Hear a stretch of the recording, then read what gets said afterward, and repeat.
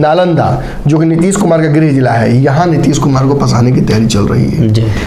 उनको मोदी के खिलाफ जब दे सकती है तो भूमिहार वोटर भी मोदी के खिलाफ वहां जा सकते हैं। निश्चित तौर पर। लेकिन आप नहीं तोड़ पा रहे नीतीश कुमार को। निश्चित तौर पर नीतीश कुमार एक बड़ी चुनौती प्रस्तुत कर रहे हैं। कानून के मुद्दे पर लगातार योगी और योगी वर्सेस नीतीश होता रहा है।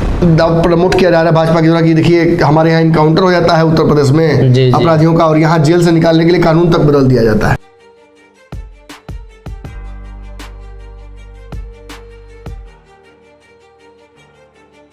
नमस्कार, पंचनामा देख रहे हैं आप। जान करते हैं खबरों की चीरफाड़। हर रोज की तरह आज भी नई खबर के साथ हाजिर है जिसमें चर्चा होगी।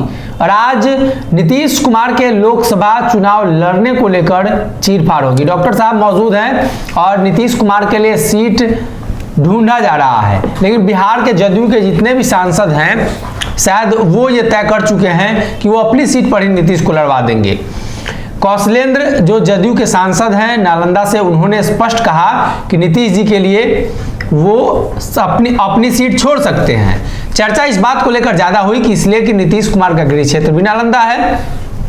इसके अलावा इलाहाबाद, फूलपुर, वाराणसी जैसी कई सीटों पर नीतीश को चुनाव लड़ाने की तैयारी है। अब कितने सीट पर नीतीश चुनाव लड़ेंगे या सच में लड़ेंगे, ये भी एक बड़ा सवाल है। डॉक्टर साहब जानने की कोशिश करते हैं, एक व्यक्ति कितने सीट पर लड़ेगा? नरेंद्र मोदी को तो डर था 2 सीट पर, नीतीश कुमार 5-6 सीट पर लड़ जाएंगे क्या?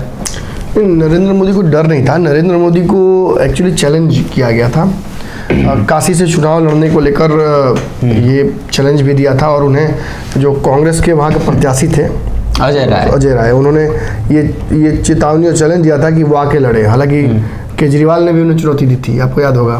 केजरीवाल ने भी कहा था कि आप आइए काशी से फरे हलते हैं। और जहाँ तक मुझे याद है काशी से केजरीवाल, नरेंद्र मोदी और अजय राय तीनों लड़े थे चुनाव, लड़े थे ना। तो तीनों लड़े थे, तो आपको पता है कि वहाँ क्या परिस्थितियाँ हुई थी जी।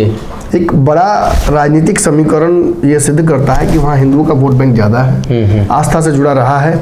और इससे बेहतर क्या हो सकता है कि नरेंद्र मोदी जो कि हिंदुइज्म के रथ पर सवार होकर केंद्र की सत्ता में आना चाहते हैं, वो काशी से चुनाव लड़ें और जीत कर आए।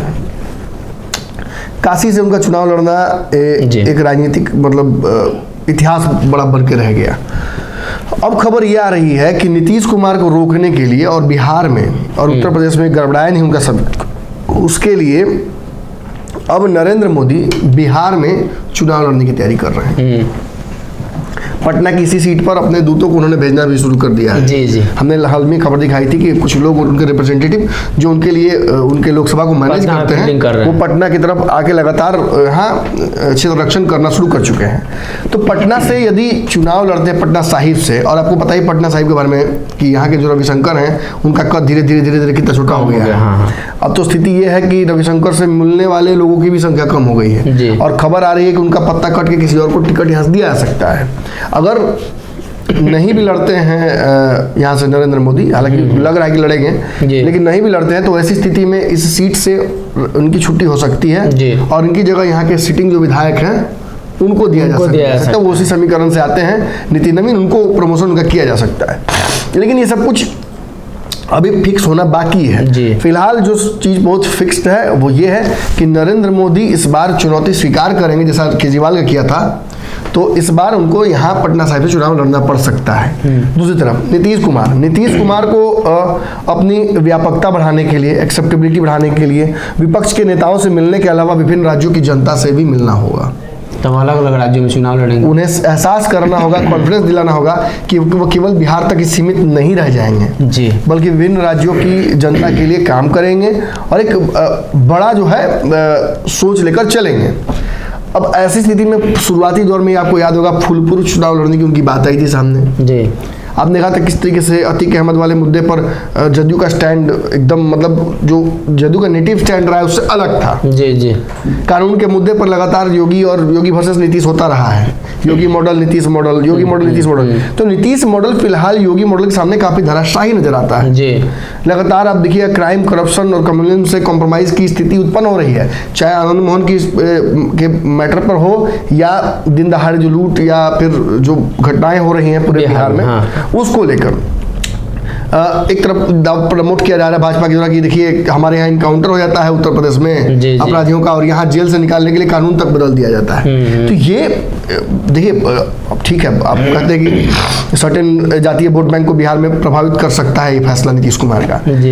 राष्ट्रीय स्तर पर इस फैसले को कैसे लिया जाएगा? राष्ट्रीय स्तर पर इस फैसले को किस एग्जैक्टली सिनारियो में आप दिखते हैं? तो निश्चित तौर पर राष्ट्रीय स्तर पर अगर लोगों को ये मैसेज जाएगा कि भाई एक व्यक्ति अपराधियों को छुड़ाने के लिए कानून बदल रहा है और एक व्यक्ति सीधे तौर पर मतलब अपने आप को प्रमोट कर रहा है ऐसे कि वो कॉम्प्रोमाइज नहीं करेगा इस मुद्दों पर। जी जी। असल और पुलिस को उसने छूट दे रखी है कि पुलिस जाए और अपराधी अगर पकड़ने की स्थिति में नहीं तो उन्हें वहीं मार दिया जाए। वही मार दिया एनकाउंटर। ये देखिए लार्जर स्टेप्स में तो ये एक हीरो की तरह प्रोजेक्ट किया जा रहा है। हालांकि हम सभी जानते हैं कि इसकी वास्तविकता क्या है और इसके कॉन्सिक्वेंसेस आगे चल के कैसे आने वाले हैं। लेकिन एक बात तो तय है कि जैसे हिंदुइज्म के नाम पर, पोलराइजेशन हिंदू के नाम पर एक बड़ा नैरेटिव लिखा गया और उसके नरेंद्र मोदी प्रोडक्ट निकले, वैसे ही अगर इसका नैरेटिव लिखा जाता है कि एक व्यक्ति सिंघम स्टाइल में आके गोली मार के चला जाता है जो क्रिमिनल्स हैं उनको। हालांकि आप अच्छे जानते हैं कि यूपी में कैसे डबल स्टैंडर्ड्स दिखाया जा रहा है। एक तरफ जहां सर्टेन जाति और धर्मों के लोगों को जो क्राइम करके आ रहे हैं उनको ठोका जा रहा है, तो दूसरी तरफ कई लोगों को मौका भी दिया जा रहा है, मिल रहा है। हाँ। ये भी एक बड़ा नैरेटिव है जो कि सामने दिख रहा है। खैर इसमें हम नहीं पढ़ेंगे, हम यहाँ बताने आए हैं कि नीतीश कुमार राष्ट्रीय स्तर पर किन सीटों पर चुनाव लड़ सकते हैं और कैसे नीतीश कुमार के चुनाव लड़ने से जो परिस्थितियां हैं वो बदल सकती हैं। देखिए सबसे बड़ा जो बदलाव आएगा नीतीश कुमार के चुनाव लड़ने से बिहार के बाहर, वो ये आएगा कि राष्ट्रीय स्तर पर नीतीश कुमार की एक्सेप्टेबिलिटी बढ़ेगी। एक नेता के तौर पर नीतीश कुमार बिहार से बाहर शुरुआती दौर में निकले थे, लेकिन जब से सीएम बने तब से एक बार भी बिहार से बाहर नहीं निकले हैं। तो ये एक बड़ा मतलब कहा जाता है कि भेग टूटने जैसा होगा।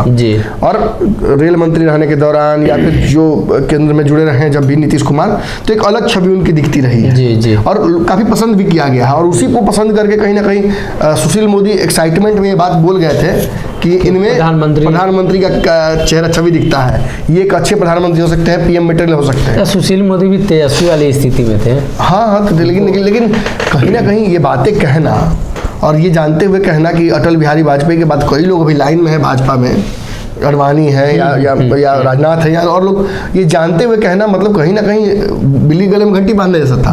और आज भाजपा मानिए मानिए उसी का दर्द झेल रही है। ना सुशील मोदी तब कहते, ना नीतीश कुमार के दिमाग में ये बात आती और ना लालू यादव इस बात को पकड़कर आज नीतीश कुमार को राष्ट्रीय मंच पर एक के बार नहीं मतलब प्रोजेक्ट करने को लेकर ऐसे रॉकेट को हम लोग जब प्रक्षेपण करते हैं क्या करते हैं, लॉन्चिंग हिंदी में उसको प्रक्षेपण कहा जाता है ना, प्रक्षेपण किया जा रहा है उनको नीतीश कुमार को। तो जब वहाँ भेजा जा रहा है तो निश्चित तौर पर नीतीश कुमार को अपना दिखाना होगा ना टैलेंट। जैसे नरेंद्र मोदी दिखाया काशी में, वैसे ही नीतीश कुमार को दिखाना पड़ेगा। तो देखिए फिलहाल नीतीश कुमार के चुनाव लड़ने की संभावनाएं 3 जगहों से बताई जा रही हैं जिनमें एक फूलपुर पहले था, तो फूलपुर से तो अब स्पष्ट हो गया कि वो चुनाव नहीं लड़ने वाले हैं। दूसरा सबसे जो महत्वपूर्ण जो सीट है वो नालंदा की सीट है बिहार में, जहाँ से इच्छा भी जाहिर उन्होंने की है कि वो चुनाव लड़ना चाहते हैं। 2 सीटें और हैं, उत्तर प्रदेश की 2 सीटें, एक काशी में नरेंद्र मोदी के सामने एकदम सीधा लड़ाई आमने सामने, और दूसरा इलाहाबाद प्रयागराज जो हो गया है वहां पर। इन 2 जगहों पर चुनाव लड़ने की तैयारी उनकी है। अब आप कहिएगा कि शेर के सामने मेमना फेंकने जैसा ही हो गया, तो काशी में कैसे लड़ जाएंगे? विपक्ष अगर एकजुट हो तो मुश्किल नहीं है। अगर देखिए आंकड़ों पे बैठ के बात किया जाएगा तो नरेंद्र मोदी को घेरने की ताकत तो रखते हैं नीतीश कुमार। और पिछली बार कांग्रेस और केजरीवाल जो भिड़ गए थे, माहौल जो बन जाएगा तो वो अलग चीज है। लेकिन आंकड़े नीतीश कुमार के पक्ष में अभी मैं चाहूंगा कि आप पहले आंकड़े बताइए काशी का। काशी में 16 लाख से अधिक वोटर हैं, जिसमें ब्राह्मण, वैश्य और कुर्मी निर्णायक भूमिका में है। ब्राह्मण 2.5 लाख और कुर्मी 2.5 लाख और वैश्य 3 लाख। मुस्लिम वोटर भी 3 लाख है, भूमिहार वोटर 1,30,000 हैं, उसके बाद राजपूत वोटर 2 लाख हैं, यादव वोटर 1 लाख हैं, चौरसिया 80,000 और दलित 1 लाख। मुस्लिम जो 3 लाख हैं 16 लाख में 3 लाख मुस्लिम और 1-1.5 लाख दलित आप जोड़ दीजिए। ये वोट अगर नहीं भी गया होगा भाजपा को, तो भाजपा फिर भी 12-13 लाख वोट सीधा अपने पाले में कर सकती है। अजय राय को जो वोट आई थी वो तो वोट नीतीश को डिलीवर होगा ना। बिल्कुल। अब मैं कह रहा हूँ कि वो जो वोट बैंक है जो हिंदुओं का, वो तो सीधा चला गया होगा नरेंद्र मोदी के पक्ष में। उसमें टूट भी हुई होगी तो निश्चित तौर पर एक बड़ा हिस्सा तो चला गया होगा जी। अब जरा उसको जाति, मैंने जो आपको याद होगा पंचनामा मैंने कहा था कि लोग कहते हैं हिंदुओं की जनसंख्या सबसे ज्यादा है इस देश में और जो हिंदू चाहेंगे वही सरकार बनेगी। नहीं, ओबीसी जब चाहेंगे तभी सरकार बनेगी और ओबीसी के चाहने से ही सरकार पलटेगी भी। जी जी। और हम अगर दलित ओबीसी वोट बैंक को यहाँ जोड़ते हैं तो हमें एक अलग कहानी नजर आ रही है जी। जरा उसको जोड़ देते हैं जी। अगर सवर्णों के वोट को अगर हटा दे, 2.5 लाख ब्राह्मण, 2 लाख राजपूत और भूमिहार 1,30,000, अगर इन वोटों को हटा लेंगे हम 3 लाख, तो अगर इन वोटों को हटा देते हैं तो 16 लाख में सीधा कम होता है लगभग 7 लाख के आसपास। मतलब इसमें कुर्मी 2.5 लाख जोड़ दीजिए, मुस्लिम 3 लाख जोड़ दीजिए, दलित जोड़ दीजिए और जो बाकी चौरसिया जातियां, यादव जातियां, इनको जोड़ने से टोटल कितना कुल पहुंच रहा है? 50-50 एकदम मामला पहुंच जा रहा है। 16 लाख में 8 लाख 8.5 लाख के आसपास पहुंच जा रहा है सवर्ण के अलावा वोट। सवर्ण के अलावा वोट। अब आप समझिए कि इस वोट बैंक को सवर्ण और वैश्य के अलावा, हाँ, जो बनिया वर्ग है, तो कहीं ना कहीं 8 लाख के आसपास जो वोट वर्ग आ रहा है नीतीश के जातीय समीकरण में, अगर नीतीश इसे प्रेरित करके इसे अग्रेसिव करने में सफल रहता है, जैसे कि भाजपा ने करने में सफलता प्राप्त की थी, वैसे अगर नीतीश कुमार कर लेते हैं तो केवल यही नहीं, पूरे देश भर में ऐसी परिस्थितियां उत्पन्न की जा सकती हैं। हाइपर लोकल लेवल पर क्षेत्रीय समीकरणों से नरेंद्र मोदी को रोकने की तैयारी की जा सकती है और बहुत आसानी से इस चक्रव्यूह को तोड़ा जा सकता है जो कि बंगाल में टूटा था जी। और आप इसको समझ लीजिए इस तरह से, आपने कहा कि सवर्णों की एक संख्या बड़ी अच्छी खासी आधी हो जाती है, नहीं, आप इसमें भी राजपूत वोट बैंक को जरा जोड़ कर देखिए, तवज्जो दीजिए। अभी नीतीश कुमार ने फैसला लिया है, सबसे महत्वपूर्ण जो उस क्षेत्र से अजय राय विधायक हैं, लंबे समय से विधायक हैं, कांग्रेस उनको मजबूत चेहरा मानती है, भूमिहार समाज से, उनको मोदी के खिलाफ जब दे सकती है तो भूमिहार वोटर भी मोदी के खिलाफ वहां जा सकते हैं निश्चित तौर पर। और राजपूतों का नीतीश कुमार ने जिस तरीके से बिहार में फैसला लिया है तो उसका सपोर्ट करेंगे। सवर्णों के वोट में भी नीतीश चंदमारी कर सकते हैं। ये हो जाता है तो आप समझ रहे हैं कि लड़ाई कहीं ना कहीं एक तरफा हो जाएगी जी। और इसीलिए काशी और प्रयागराज में लगभग कम बेश यही मिला जुला स्थिति है जी। प्रयागराज में ब्राह्मण और पटेल वोटर महत्वपूर्ण है और ओबीसी वर्ग जी। लेकिन पटेल वोटर जो है फूलपुर में भी और इलाहाबाद में भी महत्वपूर्ण है। ब्राह्मण और पटेल ये दोनों जगह पे भाजपा ट्रेडिशनली इस वोट बैंक को अनुप्रिया पटेल और अपना दल के माध्यम से, जो अपने दल सोनीलाल है उसके माध्यम से अपने पाले में करती रही है। लेकिन ये वोट बैंक अगर नीतीश चले आएंगे तो अपना दल कहीं नहीं टिकेगी। यही डर कहीं ना कहीं भाजपा को था मुकेश सहनी से भी। मुकेश सहनी जब वहां पहुंचते हैं तो वहां जो निषाद पार्टी है उसका कहीं ना कहीं बढ़ जाता है, हाँ कद बढ़ जाता है। लेकिन अगर डायरेक्ट लड़ाई की जाए तो कहीं ना कहीं लोगों को ये बात समझ में आ जाती है कि जो निषाद पार्टी है इसको वोट देने का मतलब है भाजपा को वोट देने जैसा जी। तो ताकत वैसी इसकी नहीं हो पाएगी और यही कहीं ना कहीं नैरेटिव जो है वो समझ में आ जाता है देखने पर, और इसलिए मुकेश सहनी को तत्काल समय रोका गया। तो अब नीतीश कुमार को रोकने की तैयारी शुरू होगी, लेकिन नीतीश तो आपके गठबंधन में है नहीं और नीतीश आपके तोड़ने पर टूट नहीं रहे हैं। आपने आरसीपी के माध्यम से विधायक तोड़ने की कोशिश की, आपने उपेंद्र सब कुछ कर चुकी है, लेकिन आप नहीं तोड़ पा रहे नीतीश कुमार को। निश्चित तौर पर नीतीश कुमार एक बड़ी चुनौती प्रस्तुत कर रहे हैं। अब हम आते हैं उस सीट पर जिस सीट से नीतीश कुमार को फंसाने की तैयारी की जा रही है जी। नीतीश कई सीटों पर मोदी को और भाजपा के बंदाओं को फंसा सकते हैं, लेकिन नालंदा जो कि नीतीश कुमार का गृह जिला है, यहाँ नीतीश कुमार को फंसाने की तैयारी चल रही है। यहाँ जो सांसद है लोकल जदयू के हैं वो जीत कर आए हैं पिछली बार, लेकिन एक बड़ा कांड जो है वो ये है कि ये जब ये कहते हैं कि हम अपनी सीट छोड़ने के लिए तैयार हैं नीतीश कुमार के लिए, तो एक बड़ा खेल ये हो जाता है कि आरसीपी सिंह लगातार वहां डोरा डाले हुए हैं। और विशेष बात जान लीजिए कि कल ही आपने देखा किस तरीके से 3 दिवसीय शिविर वहां पे किया किसने, उपेंद्र कुशवाहा ने। नालंदा की इस जमीन पर कहीं ना कहीं अपनी रजिस्ट्री हल्की हल्की करके शुरू कर दिया है इन लोगों ने खेल करना। सभी को पता है कि नीतीश कुमार कुमार नालंदा से चुनाव लड़ सकते हैं जी। और इसलिए यही दोनों नहीं, आपको याद होगा इससे पहले इस्लामपुर में चिराग पासवान ने 3 दिवसीय शिविर किया था, कार्यक्रम किया था। फिर आपको याद होगा सतीश कुमार ने 3 जगहों पे, हसनपुर और जगहों पे कार्यक्रम किया था नालंदा के अंदर ही। और आपको एक और चीज याद होगा कि 3 दिवसीय शिविर चिराग लोजपा का भी हुआ था वहां पे। तो कहीं ना कहीं इन पार्टियों को ये इंफॉर्मेशन पहले से दिया जा चुका है कि आप वहां पे कार्यक्रम कीजिए, आप अपनी पैठ बढ़ाइए, नीतीश कुमार को वहां से कमजोर कीजिए। आरसीपी सिंह के बारे में कहा जा रहा है कि नालंदा में जिस जगह वो जा रहे हैं वहां से नीतीश कुमार का 1.25 सेर गोश्त निकाल दे रहे हैं राजनीतिक। जी जी। उनके क्षेत्र से, श्रवण कुमार के राजनीतिक क्षेत्र से, इन सभी जगहों से वो वोट जो उनके माफ कीजिएगा पार्टी के कार्यकर्ता हैं उनको तोड़ रहे हैं। जी जी। और छोटा मोटा हिस्सा नहीं, बड़ा बड़ा हिस्सा तोड़ रहे हैं। हालांकि आरसीपी सिंह खुद अभी कंफ्यूज है, लेकिन मुझे लगता है शायद आरसीपी सिंह को भाजपा नीतीश कुमार के सामने प्रस्तुत करके सीधी लड़ाई में उतारना चाहती है। आरसीपी चाहते होंगे कि राज्यसभा या कोई शॉर्टकट उन्हें मिल जाए, लेकिन नीतीश कुमार के सामने सीधी लड़ाई में उनको भाजपा उतारना चाहती है। जीत के आते हैं तो बल्ले बल्ले केंद्रीय मंत्री बन जाएंगे, नहीं जीतते हैं तो कोलेटरल डैमेज।